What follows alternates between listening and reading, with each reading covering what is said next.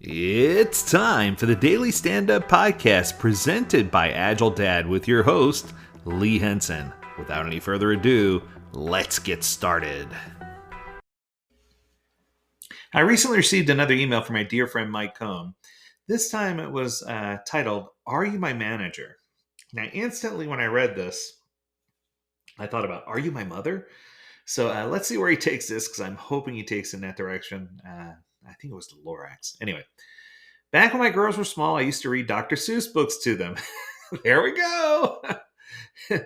Together we giggled over the antics in The Cat in the Hat and shed a few tears over the destruction in the Lorax. But a question I got asked in a class recently brought me back to another childhood classic from Dr. Seuss called Are You My Mother? I remember that book. It's a simple story about a newly hatched baby bird that sets out on a quest to find their mother.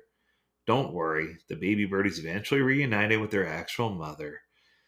I think newly hatched scrum teams, and sometimes people forming those teams, can feel lost as the baby bird did in the story. Why? Because without fail, one of the first questions they ask of their Scrum Master is, Are you my manager? Ouch. If you've ever read the book Are You My Mother, this should hit home. This my heart sank when I read that. This is actually hitting me in a place that I didn't expect. The confusion is natural because in the words of the book, the correct answer is no, I'm not your manager. I am a Scrum Master. But it's natural to be confused because good Scrum Masters do perform some of the same functions that good managers do.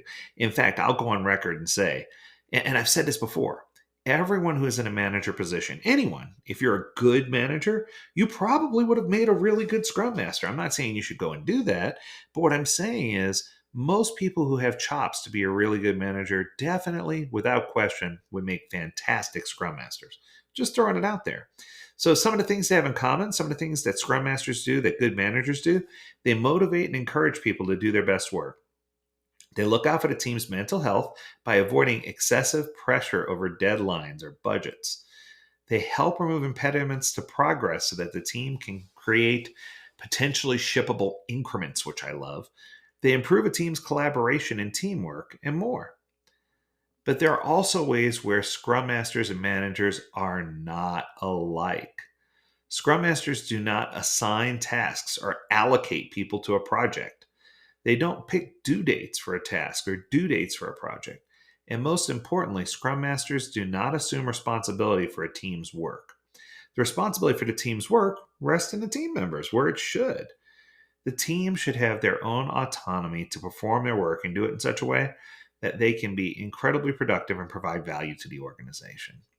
If you find your teammates acting as though the Scrum Master is their manager, discuss it immediately rather than waiting for a retrospective. Quickly getting on the same page about how Scrum roles compare to traditional roles will help you and your team be successful with Agile. What I can tell you is this. This is important. I have had many situations where I've been in a daily Scrum, for example, and had people, I was a Scrum Master or Agile coach, and I have people looking directly at me like they're looking in my eyes, and then they just move in closer and closer, and it's like they're staring into my soul. I've turned around in this meeting and I can still feel the person's beady eyes staring at the back of my head. I've even walked out of a meeting for someone staring and reporting to me.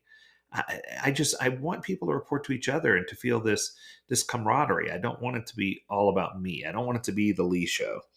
If I'm in that meeting, it's to help you facilitate awareness, to help you make sure you got good communication, and to help make sure that if there's a problem that you can solve, that I give you the tools you need to do it, or if it's something you can't solve, that I take on that matter and resolve it for you.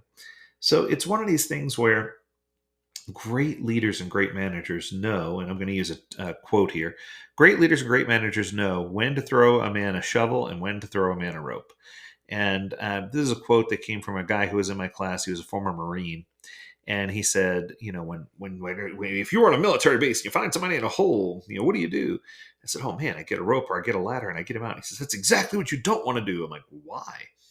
He says, well, there's three things you should do. I said, okay. He says, first, you call down to them and you ask if they're okay, if they're not injured. I said, all right. He says, then the second question is, how the hell did you get in that hole? And I thought, whoa, that's kind of harsh, right?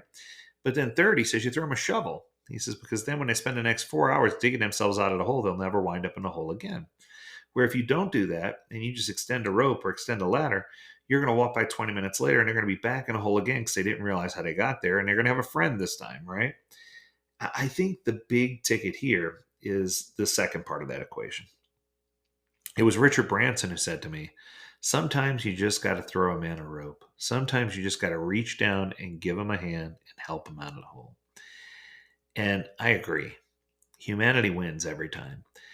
It's not so much that I believe that solving the problem is the right answer, because I'll tell you right now, solving the problem 90% of the time is not the right answer, unless you're Vanilla Ice.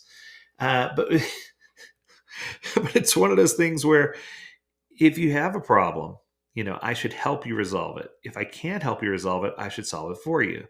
And I think that empowers the team instead of enables the team. It empowers them to behave better instead of enabling them to continue down a path of bad behavior. And I think if we get to that point, we get that figured out, that's going to really make a difference and really help teams understand how Agile impacts them and how they can be successful. That's going to do it for today's episode. I hope you enjoyed it. If you have a topic you want us to discuss and learn more at agiledad.com, we'd love to hear from you. Mike, as always, thanks for the amazing topic. And we encourage you to stay healthy, stay well, and stay agile, my friends. Until next time, do take care.